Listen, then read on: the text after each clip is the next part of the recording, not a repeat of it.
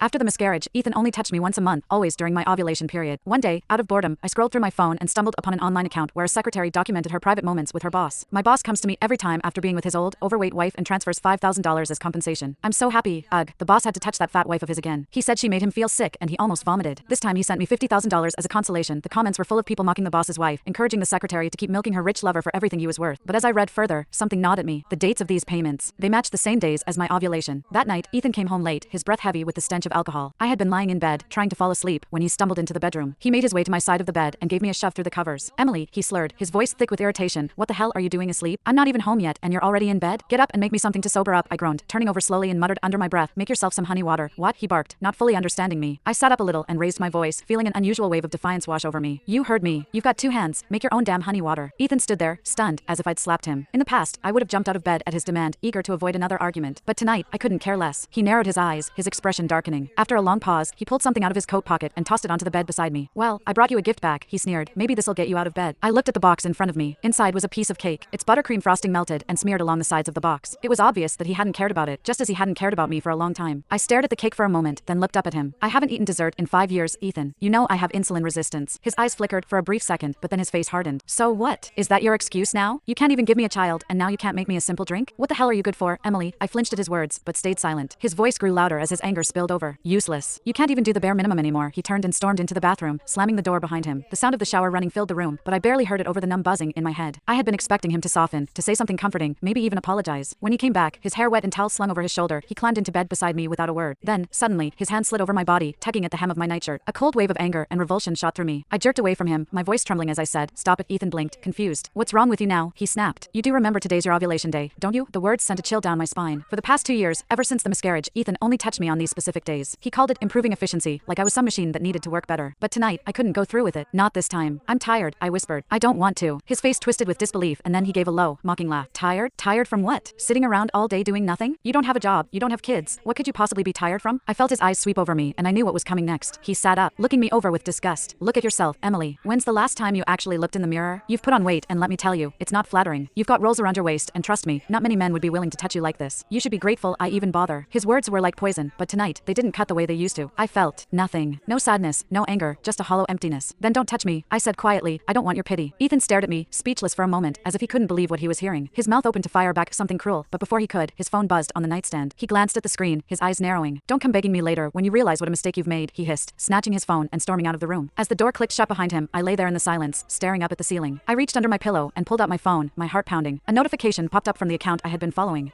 So happy. Boss didn't even touch the fat old wife tonight. He saved himself just for me.